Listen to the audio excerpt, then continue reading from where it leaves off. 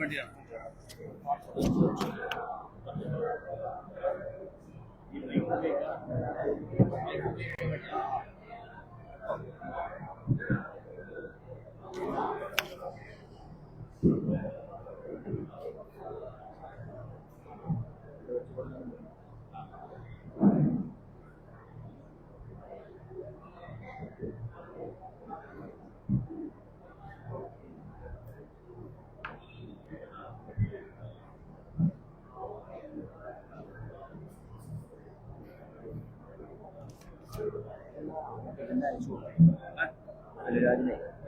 ഓരോ പഞ്ചായത്ത് ആരൊക്കെ ഭരിക്കുന്നത്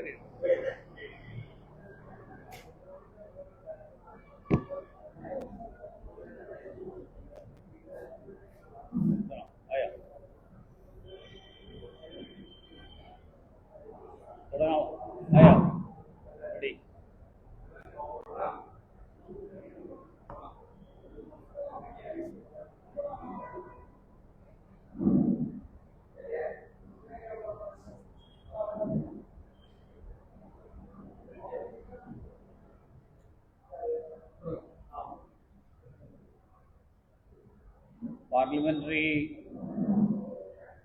പ്രതിനിധി സംഘത്തിൻ്റെ വിദേശയാത്രയുടെ തുടർച്ച എന്നുള്ള നിലയിൽ പ്രധാനമന്ത്രി ഇന്നലെ ഈ യാത്രയിൽ പങ്കാളികളായിട്ടുള്ള മുഴുവൻ ആളുകളെയും അദ്ദേഹവുമായിട്ടുള്ള കൂടിക്കാഴ്ചയ്ക്ക് ക്ഷണിച്ചിരുന്നു.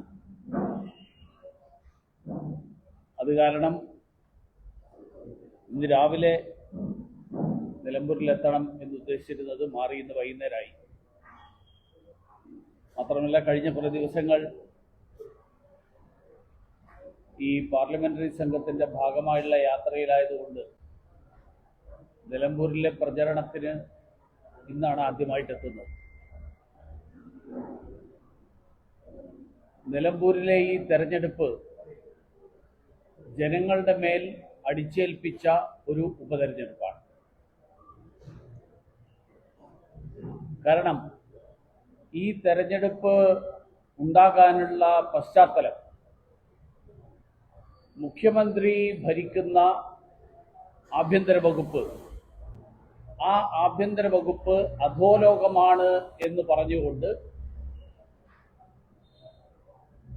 ഇടതുപക്ഷത്തിൻ്റെ MLA ആയിട്ടുള്ള ഒരാൾ രാജിവെച്ച് അതിനെ തുടർന്നാണ് ഈ തെരഞ്ഞെടുപ്പിന്റെ ഒരു സാഹചര്യം, അതിനുള്ള കാരണമുണ്ടായി.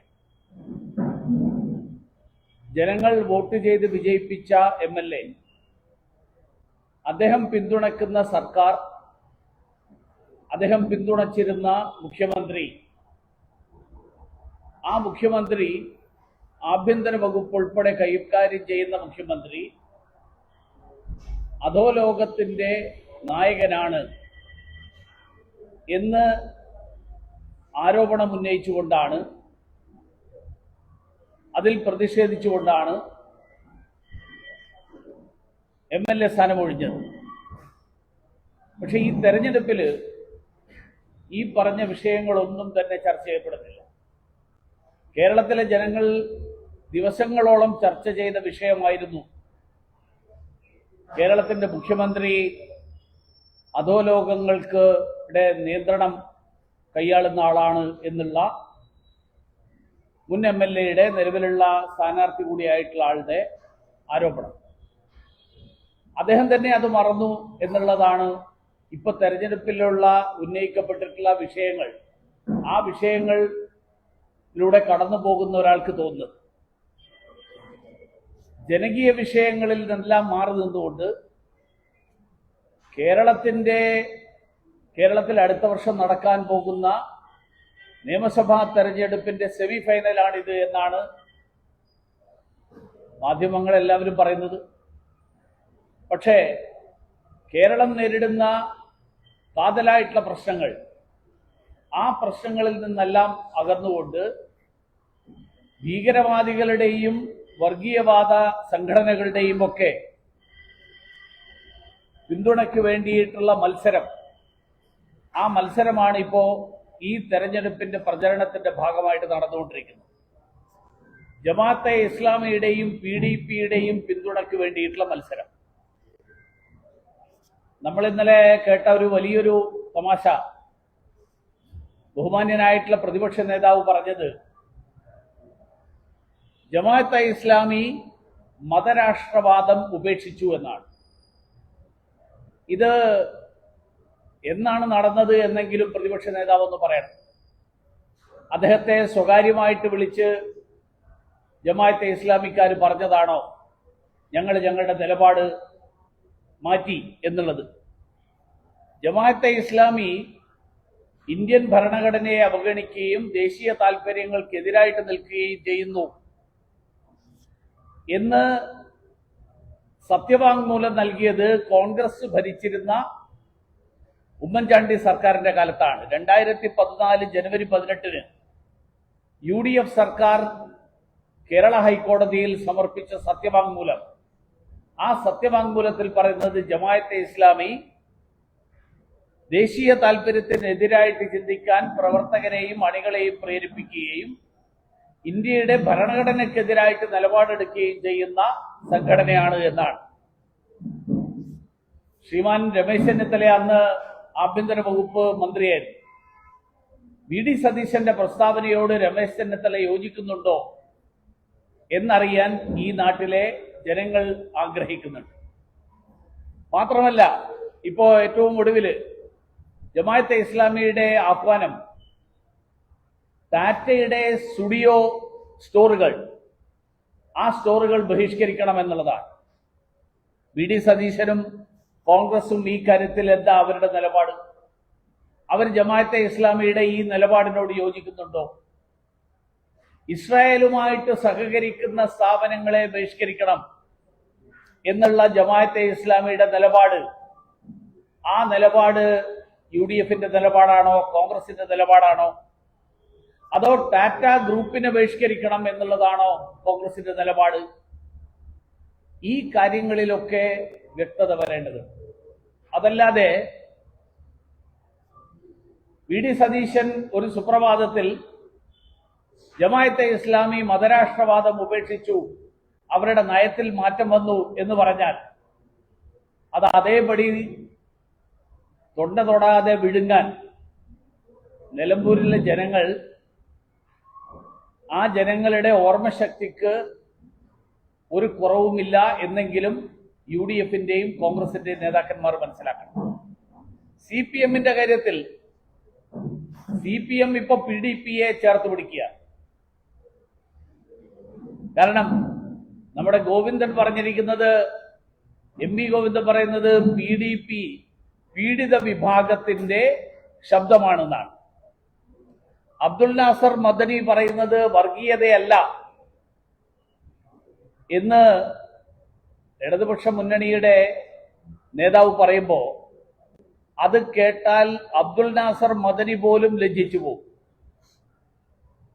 കാരണം EK നായനാർ പണ്ട് അബ്ദുൽ നാസർ മദനിയെ അറസ്റ്റ് ചെയ്ത് തമിഴ്നാടിന് കൈമാറിയത് തെറ്റായിരുന്നു എന്ന് ഇടതുപക്ഷം ഇപ്പോ അങ്ങനെ ഒരു നിലപാട് ഇടതുപക്ഷത്തിനുണ്ടോ? ഉണ്ടെങ്കിൽ അക്കാര്യം അവർ പറയണം. മദനിക്കൊപ്പം പിണറായി വേദി പങ്കിട്ടത് ശരിയായില്ല എന്ന് CPMന്റെ സെൻട്രൽ പാർട്ടി, അവര് കേന്ദ്ര നേതൃത്വം വിലയിരുത്തിയത്, ആ വിലയിരുത്തൽ തെറ്റായിരുന്നു എന്നാണോ ഇപ്പോ CPMന്റെ ഏറ്റവും ഒടുവിലത്തെ നിലപാട്? അപ്പൊ ഞാൻ അതുകൊണ്ടാണ് പറയുന്നത്, ജനകീയ പ്രശ്നങ്ങളും ഈ തെരഞ്ഞെടുപ്പിന് കാരണമായിട്ടുള്ള കാതലായിട്ടുള്ള പ്രശ്നങ്ങളും, ആ പ്രശ്നങ്ങളൊക്കെ മാറ്റിവെച്ചുകൊണ്ട് മത രാഷ്ട്രീയത്തെയും ഭീകരവാദത്തെയും വർഗീയവാദികളെയും ഒക്കെ ചേർത്ത് പിടിക്കാനുള്ള തെരഞ്ഞെടുപ്പും ചേർത്ത് പിടിച്ചുകൊണ്ട് എങ്ങനെയും വിജയിക്കാൻ വേണ്ടിയിട്ടുള്ള രാഷ്ട്രീയ അവസരവാദവും അതാണ് ഇപ്പൊ ഈ തെരഞ്ഞെടുപ്പിൽ ഈ രണ്ട് മുന്നണികളും നടത്തിക്കൊണ്ടിരിക്കുന്നത്. രണ്ടാമത്തെ കാര്യം വന്യമൃഗശല്യം എന്ന് പറയുന്ന പ്രശ്നമാണ്. ഈ കഴിഞ്ഞ ദിവസം ഒരു വിദ്യാർത്ഥി ഇതിന്റെ ഫലമായിട്ടുള്ള ജീവൻ നഷ്ടപ്പെടുന്ന വരെയുള്ള സാഹചര്യം ഉണ്ടായപ്പോ അതിന്റെ പേരിൽ സഹതാപ വോട്ട് നേടാനും അതിന്റെ പേരിൽ മറ്റുള്ളവരെ കുറ്റപ്പെടുത്താനുമുള്ള ഒരു ശ്രമത്തിന്റെ ഭാഗം എന്നുള്ള നിലയിൽ തെരഞ്ഞെടുപ്പ് പ്രചരണത്തിൽ അത് ഉൾപ്പെടുത്തി എന്നുള്ളത് ഒഴിച്ചാൽ ഈ പ്രശ്നത്തിൽ എന്താണ് ഈ രണ്ട് മുന്നണികളും എടുത്തിട്ടുള്ള സമീപനം? 2020-21 കാലഘട്ടത്തിൽ നിലമ്പൂർ നോർത്ത് ഡിവിഷനിൽ 25 പേരും സൗത്ത് ഡിവിഷനിൽ 21 പേരും വന്യമൃഗ ആക്രമണത്തിൽ കൊല്ലപ്പെട്ടു എന്നാണ് ഒരു പത്രത്തിൽ ഞാൻ ഇന്ന് വായിച്ചത്. ഏറ്റവും ഒടുവിൽ അനന്തു എന്ന് പറയുന്ന ഒരു വിദ്യാർത്ഥിയുടെ ജീവനും. അപ്പൊ ഇതുപോലെയുള്ള സംഭവങ്ങളിൽ സംസ്ഥാന സർക്കാരിന് അവരുടെ ഉത്തരവാദിത്വത്തിൽ നിന്ന് ഒഴിഞ്ഞു മാറാൻ കഴിയുമോ? അതുകൊണ്ട് കാതലായിട്ടുള്ള ജനങ്ങളെ ബാധിക്കുന്ന വികസന പ്രശ്നങ്ങൾ ഭാരതീയ ജനതാ പാർട്ടിയും ദേശീയ ജനാധിപത്യ സഖ്യവും ഉയർത്തുന്നത് കഴിഞ്ഞ ഇത്രയും വർഷക്കാലം നിലമ്പൂരിനെ സ്ഥിരമായിട്ട് പ്രതിനിധീകരിച്ച ആളുകൾ, പതിറ്റാണ്ടുകളോളം പ്രതിനിധീകരിച്ച UDFും കഴിഞ്ഞ കുറെ കാലമായിട്ട് പ്രതിനിധീകരിച്ചുകൊണ്ടിരിക്കുന്ന LDFും അവർ കാണിച്ചിട്ടുള്ള അലംഭാവം, ആ അലംഭാവത്തിനെതിരായിട്ടുള്ള വോട്ട് ഈ തെരഞ്ഞെടുപ്പിൽ ദേശീയ ജനാധിപത്യ സഖ്യത്തിന് അനുകൂലമായിട്ട് വിധിയെഴുതാൻ ജനങ്ങളെ പ്രേരിപ്പിക്കും എന്നുള്ളതാണ് ഞങ്ങളുടെ വിലയിരുത്തൽ. അതോടൊപ്പം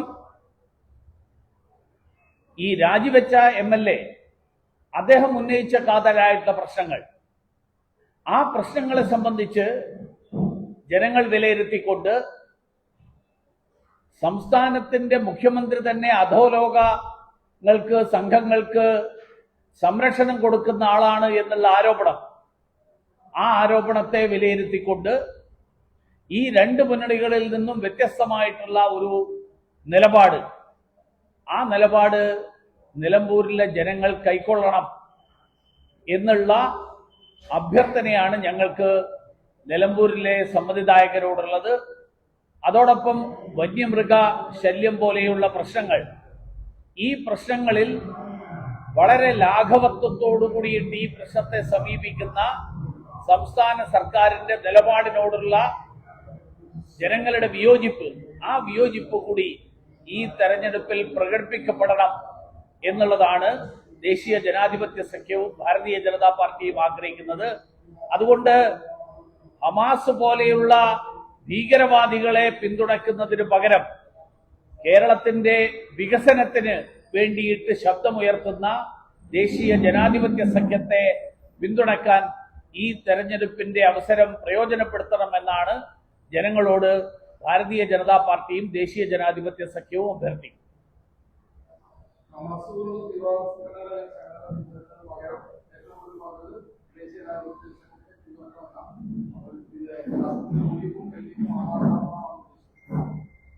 അവര് ഹമാസിനെയാണല്ലോ പിന്തുണയ്ക്കുന്നത്. ഹമാസിനെ പിന്തുണയ്ക്കുന്ന, ഹമാസിന്റെ പേരും പറഞ്ഞ് കേരളത്തിൽ പ്രശ്നങ്ങൾ ഉണ്ടാക്കുന്ന ആളുകളുടെ പിന്തുണയ്ക്ക് വേണ്ടിയാണല്ലോ അവർ നടക്കുന്നത്.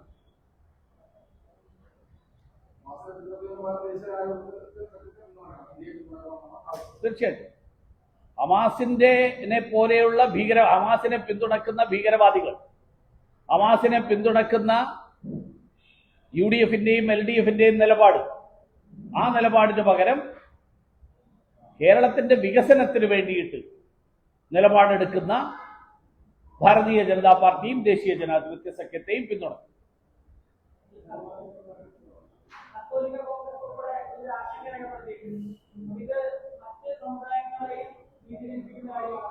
മറ്റു സമുദായം എന്ന് പറഞ്ഞാൽ ഏതാ?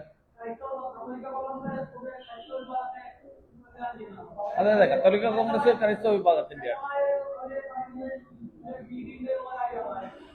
അവർക്ക് കണ്ടു ഞാൻ കണ്ടു. അല്ല അതാണല്ലോ ഞാനും പറഞ്ഞത്. അതായത് ഇപ്പൊ ഏറ്റവും ഒടുവിൽ പാലസ്തീൻ ഐക്യദാർഢ്യ ദിനം നടത്താൻ ഇടതുപക്ഷത്തിന്റെ 4 സംഘടനകൾ ചേർന്നിട്ട് തീരുമാനമെടുത്തതായിട്ട് ഞാനിപ്പോ ഒരു വാർത്ത കണ്ടു. അതില് അവരുന്നയിച്ചിരിക്കുന്ന പ്രധാനപ്പെട്ട ഒരു കാര്യം, ഞാൻ അവരുടെ പ്രസ്താവന വായിച്ചപ്പോ എത്രമാത്രം നിലമ്പൂർ തെരഞ്ഞെടുപ്പിനെ കേന്ദ്രീകരിച്ചുകൊണ്ട് ഇടതുപക്ഷ പാർട്ടികളുടെ അഖിലേന്ത്യാ നേതൃത്വം ഉൾപ്പെടെ ജനങ്ങളെ തെറ്റിദ്ധരിപ്പിക്കാൻ ശ്രമിക്കുന്നു എന്നുള്ളതാണ് അതിൽ നിന്ന് മനസ്സിലാകേണ്ടത്. കാരണം അവർക്ക് ദേശീയ തലത്തിൽ CPM, CPI, ഫോർവേഡ് ബ്ലോക്ക്, പിന്നെ RSP, ഈ പാർട്ടികളാണ് അവരുടെ മുന്നണിയിലുള്ളത്.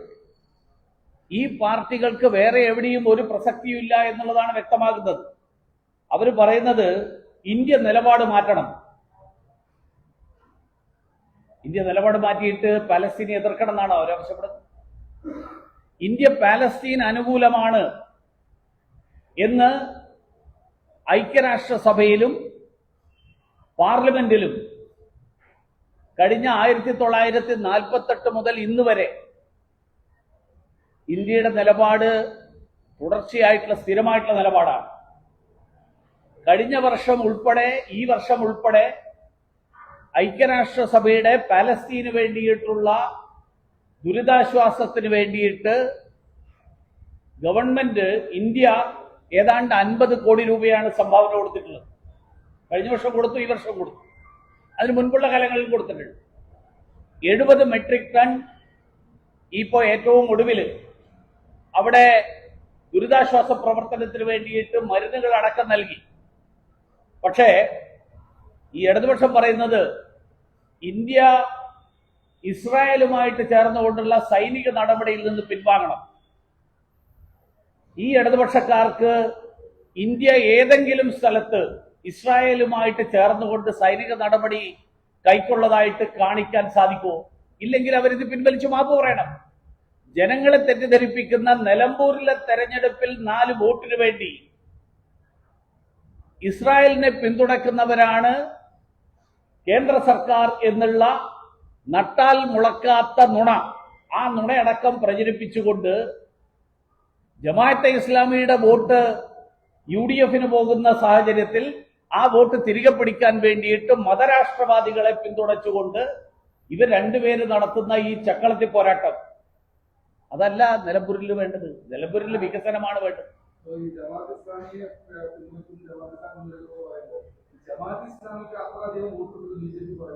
എന്നൊന്നും ഞാൻ പറഞ്ഞില്ലല്ലോ. ജമാഅത്തെ ഇസ്ലാമിയുടെ പിന്തുണ എന്നാ പിന്നെ വേണ്ടെന്ന് എന്താ പറയാത്തത്? ഞങ്ങൾക്ക് ഈ ഹമാസ് ഭീകരവാദികളെ പിന്തുണക്കുന്നവരുടെ വോട്ട് വേണ്ട, ഞങ്ങൾക്ക് വികസനത്തെ പിന്തുണക്കുന്നവരുടെ വോട്ടിന് വേണ്ടിയാണ് ഞങ്ങളത്. ഞങ്ങൾ കേരളത്തിന്റെ വികസനം, നിലമ്പൂരിന്റെ വികസനം, ആ വികസനത്തെ പിന്തുണയ്ക്കുന്നവരെ അവരുടെ പിന്തുണയാണ് ഞങ്ങൾ അഭ്യർത്ഥിക്കുന്നത്. ഭീകരവാദികളുടെ വോട്ടിന് വേണ്ടിയല്ല. ഭീകരവാദികളുടെ വോട്ടിന് വേണ്ടി ഏതറ്റവും പോകാൻ തയ്യാറാകുന്ന സാഹചര്യം, ആ സമീപനമാണ് കേരളത്തിൽ ഭരിക്കുന്നവരും കേരളത്തിലെ പ്രധാന പ്രതിപക്ഷവും എടുത്തുകൊണ്ടിരിക്കും.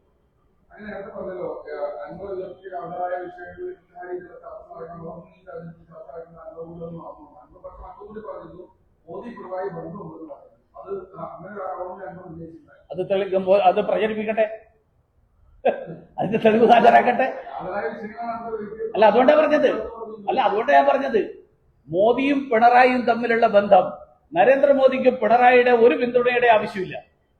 നരേന്ദ്രമോദിയുടെ കഴുത്ത് പിണറായിയുടെ കക്ഷത്തിലല്ലല്ലോ, പിന്നെന്തിനാ നരേന്ദ്രമോദിക്ക് പിണറായിയുടെ പിന്തുണ? വാസ്തവത്തിൽ അല്ലല്ല, CPM-ഉം കോൺഗ്രസും തമ്മിലുള്ള രഹസ്യധാരണ അത് പുറത്തു വരാതിരിക്കാൻ വേണ്ടിയിട്ടുള്ള ആരോപണമാണ്. കാരണം എന്താ? കോൺഗ്രസും CPM-ഉം തമ്മിൽ ദേശീയ തലത്തിലുള്ള ധാരണ എന്താ? ആ ധാരണ ലോക്സഭയിലേക്ക് കോൺഗ്രസും സംസ്ഥാന നിയമസഭയിലേക്ക് CPM-ഉം, ഇതാണ് അവർ തമ്മിലുള്ള ധാരണ. ആ ധാരണയല്ലേ, അതുകൊണ്ടല്ലേ ഇന്ത്യ സഖ്യത്തിന്റെ ഭാഗമാകുന്നത്. വാസ്തവത്തിൽ അവർ തമ്മിലാണ് ധാരണ. അവർ തമ്മിൽ എവിടെ എതിർപ്പ്? ഇവിടുന്ന് തൊട്ടതിർത്തി കടന്നു കഴിഞ്ഞാൽ അവർ തമ്മിൽ ധാരണയല്ലേ? ഞങ്ങളും CPM തമ്മിൽ എവിടെയെങ്കിലും ധാരണ ഉണ്ടെങ്കിൽ കാണിക്കട്ടെ. ഞങ്ങളും കോൺഗ്രസ് തമ്മിൽ എവിടെയെങ്കിലും ധാരണ ഉണ്ടെങ്കിൽ കാണിക്കട്ടെ. ഞങ്ങൾ ഇവർ രണ്ടുപേരുമായിട്ട് ധാരണയില്ല. ഞങ്ങളെയാണ് ഇവർ രണ്ടുപേരും എതിർക്കുന്നത്. CPM പറയുന്നത് മാത്രമല്ലല്ലോ, CPM പറയുന്നത് അല്ല, കോൺഗ്രസ് പറയുന്നത് പിണറായിയും മോദിയും തമ്മിലുള്ള ബന്ധമാണ്. CPM എന്താ പറയുന്നത്? നേരെ തിരിച്ചാണ്. കോൺഗ്രസും BJPയും തമ്മിൽ ധാരണയാണെന്നാണ്. ഇത് രണ്ടു കൂട്ടരും